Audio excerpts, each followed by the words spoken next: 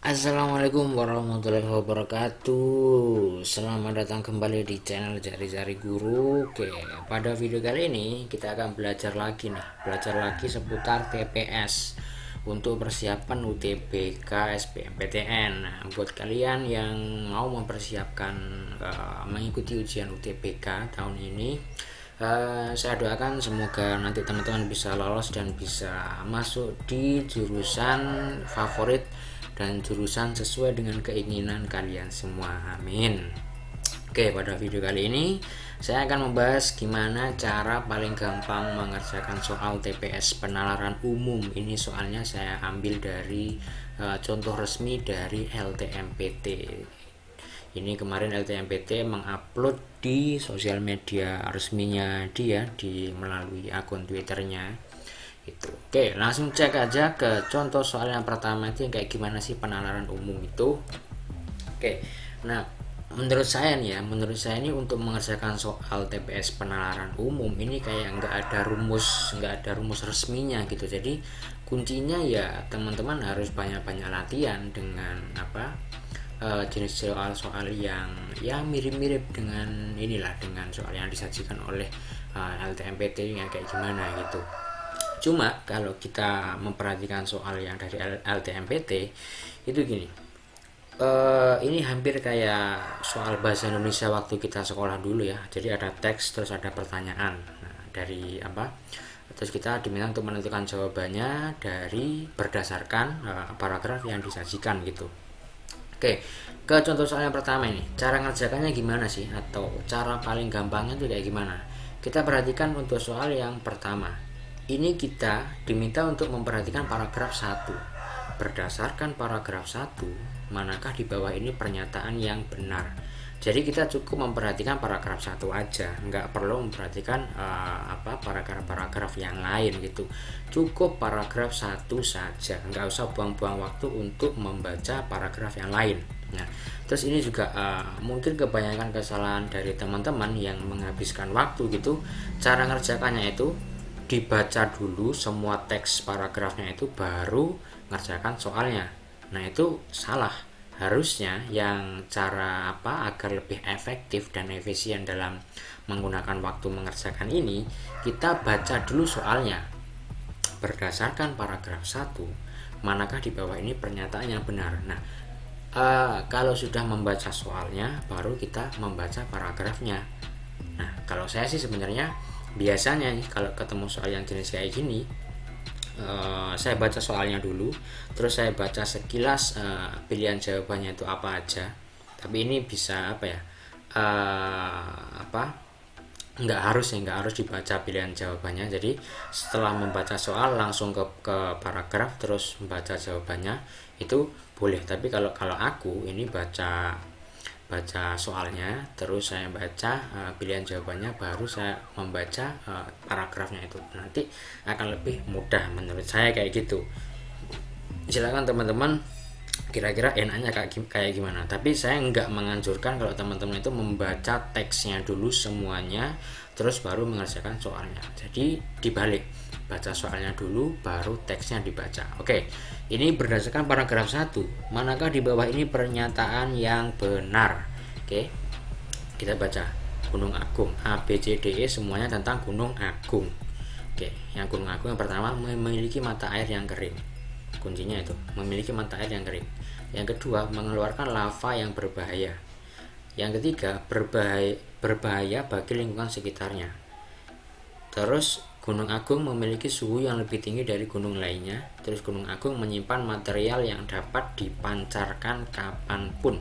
Oke, kita cek di paragraf 1. Gunung berapi merupakan salah satu objek alam yang mengagumkan namun menyimpan kekuatan yang berapi-api. Dalamnya, gunung berapi menyimpan berbagai material seperti batuan cair, puing-puing dan gas yang dapat dipancarkan kapanpun.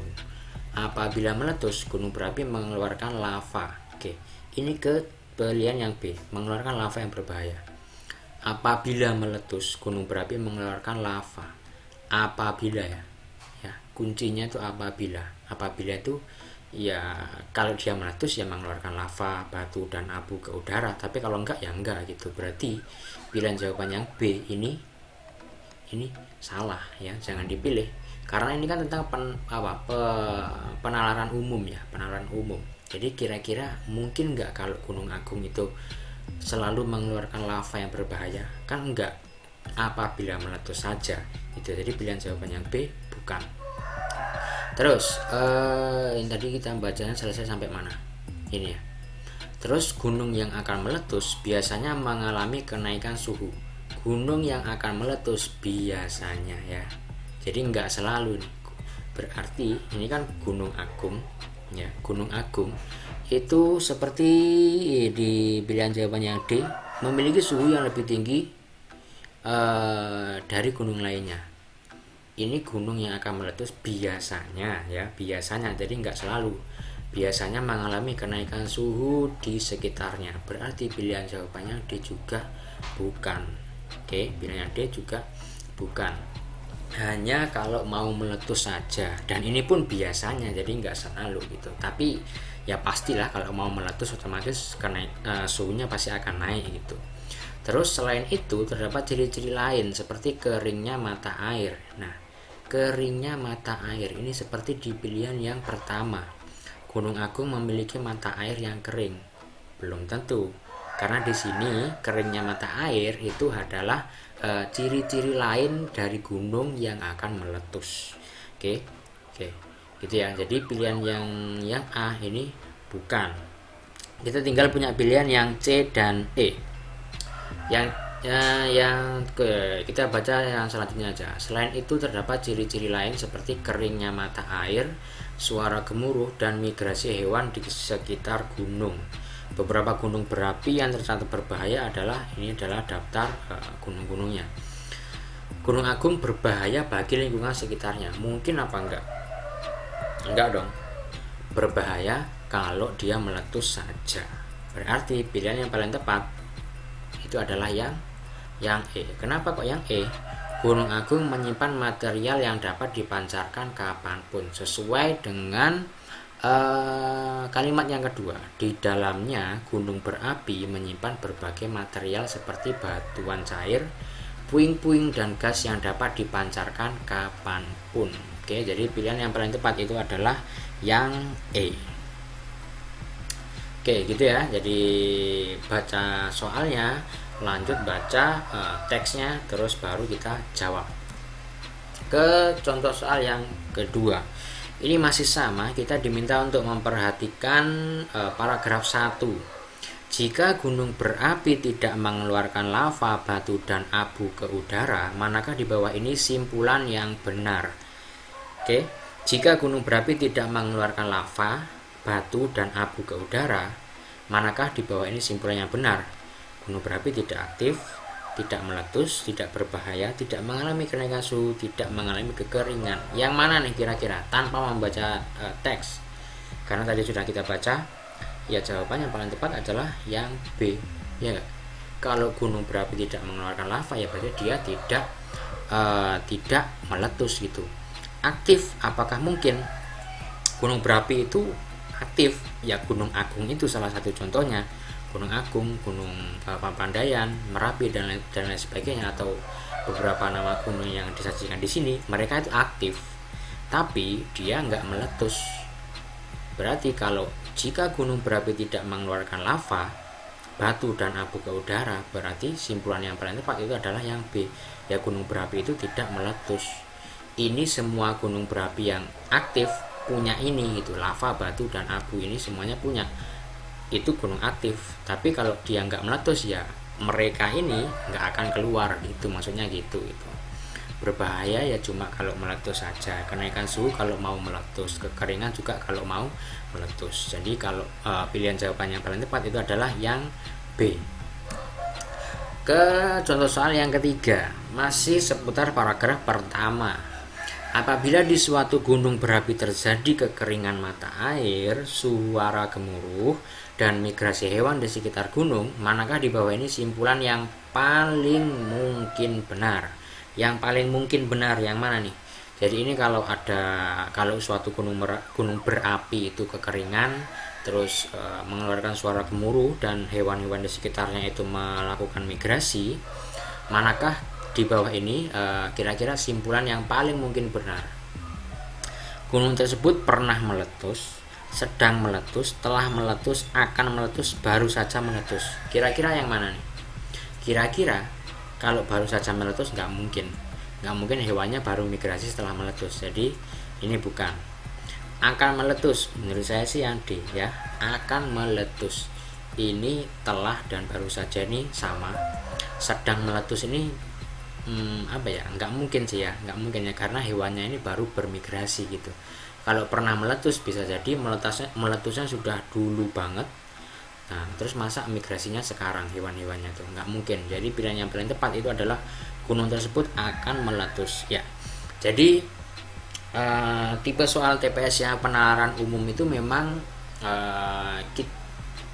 kita diminta untuk melatih penalaran kita berdasarkan paragraf, berdasarkan bacaan, dan juga soalnya juga gitu. Jadi di bacaan ini kayak menurut saya cuma memancing aja gitu. Jadi memang kita harus banyak-banyak latihan agar penalaran kita itu terlatih. Jadi biar kita dalam menentukan jawaban itu biar bisa langsung, istilahnya itu tas gitu, bisa langsung cepet dan bener gitu. Lanjut ke contoh soal yang keempat. Contoh soal yang keempat ini kita memperhatikan paragraf yang ketiga. Manakah pernyataan di bawah ini yang paling mungkin benar mengenai Gunung Merapi? Yang paling mungkin benar, yang paling mungkin ya, paling mungkin benar tentang Gunung Merapi. Gunung Merapi terletak di sebelah utara kota Yogyakarta. Gunung tersebut memiliki tinggi 1.700 meter dan tercatat mengalami erupsi berkali-kali. Beberapa catatan menunjukkan indeks letusan yang tergolong tinggi. Berdasarkan 15 data yang tercatat sejak tahun 1780, setiap kali Gunung Merapi mengalami erupsi akan diikuti masa istirahat sekitar 3-5 tahun. Jadi setelah meletus atau erupsi itu Gunung Merapi itu istirahat dulu nih, nggak meletus dulu selama 3-5 tahun, baru setelah itu meletus lagi. Data letusan Gunung Merapi disajikan pada gambar 1. Kita masih belum butuh gambar 1 ya. Oke, pertanyaannya itu manakah yang paling mungkin benar mengenai Gunung Merapi? Yang A, akan erupsi secara rutin dan diselingi dengan masa istirahat. Mungkin. Yang B, akan erupsi setiap tahun. Enggak mungkin dong, karena setelah erupsi istirahat dulu, berarti yang B enggak mungkin. Yang C, erupsi dengan indeks letusan yang lebih kecil daripada sebelumnya. Di sini enggak disajikan ya, enggak disajikan apakah dia lebih kecil atau lebih besar. Jadi ini juga enggak mungkin. Sebelum tahun 1780 masa istirahatnya kurang dari 3 tahun, juga tidak disajikan di teks. Setelah tahun 1780 masa istirahatnya lebih dari 5 tahun, juga nggak disajikan karena masa istirahatnya itu hanya 3-5 tahun saja gitu berdasarkan teks ya.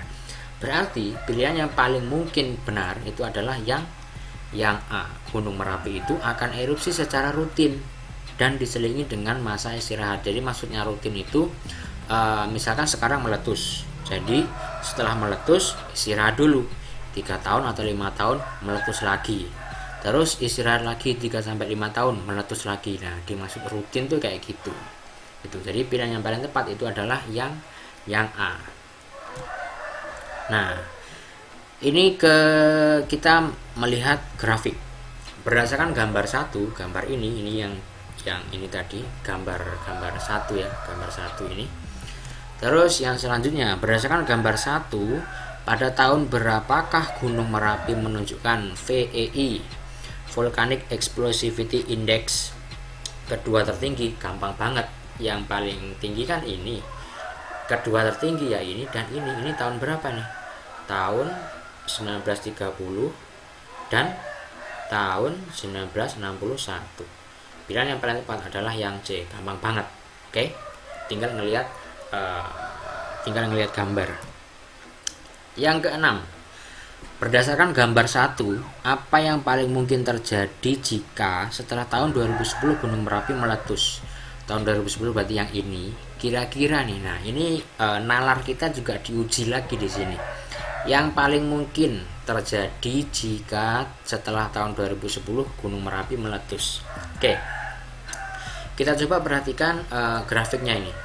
Ini dari 2 turun, terus flat naik, dari atas turun lagi, terus flat, terus dia turun lagi, flat naik, turun, naik, turun, flat, terus naik. Nah, terus setelah naik ini gimana? Kita perhatikan yang ini, yang ini, terus yang mana lagi, yang ini. Oke. Nah, setelah dari atas nih dia turun, flat naik, dari atas dia turun, flat, ini ternyata turun, flat naik, dia turun lagi nih, dia turun dari atas dia turun lagi. Berarti dari sini kemungkinannya itu dia juga turun, tapi masih belum tahu nih kira-kira turunnya sampai berapa. Tuh, ini kan kita diminta untuk menentukan yang paling mungkin terjadi. Dia semakin naik, kalau berdasarkan data sebelumnya itu nggak mungkin, karena setelah meletus dengan VEE tinggi, yang tahun berikutnya itu VEE-nya cenderung turun kayak ini tadi. Setelah naik turun, setelah naik ini juga turun, ini setelah dari sini bahkan turun lagi, ini dari naik dia turun, habis naik dia turun, berarti ini habis naik ya dia turun gitu. Oke, jadi yang paling mungkin benar itu adalah yang A, VEI akan sebesar 2. Belum tahu ya kan, kita nggak bisa memperkirakan angka pastinya, berarti ini yang 2 salah. VEI-nya akan sebesar 4 juga nggak tahu, kita nggak bisa memprediksi apakah 2, apakah 4, ataukah 3, ataukah berapapun, kita nggak tahu, nggak ada yang bisa memastikan. Di data pun juga nggak ada nilai pastinya. VEI akan lebih rendah dari 2, bisa jadi, oke? Bisa jadi VEI-nya akan lebih rendah dari 4, mungkin nggak? Mungkin. Oke, untuk pilihan yang D, VEI-nya akan lebih rendah dari 4, mungkin ya, mungkin.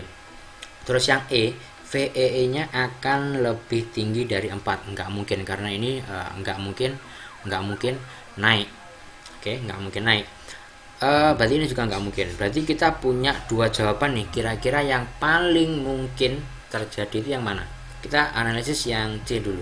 VEI-nya akan lebih rendah dari 2. Berarti ini nanti turunnya itu bisa sampai sini nih, sini dan seterusnya, itu kan.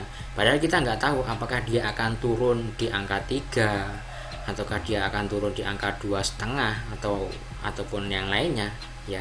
Jadi untuk yang C ini masih kurang tepat menurutku ya. Ini terlalu ini memang lebih rendah benar, tapi untuk lebih rendah dari 2 kita masih belum bisa menentukan gitu.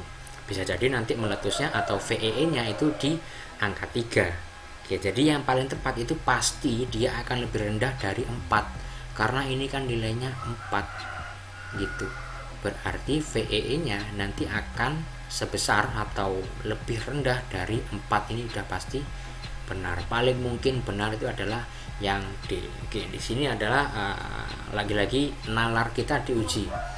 Kira-kira yang paling mungkin itu yang mana? Jadi nggak ada rumus tertentu gimana cara mengerjakan soal penalaran umum. Kuncinya cuma teman-teman banyak latihan agar penalaran kita berdasarkan soal dan bacaan maupun grafik itu kita terlatih gitu. Jadi banyak-banyak latihan soal agar penalarannya itu lebih bagus lagi, agar lebih mudah dalam menjawab soalnya dan tentunya benar.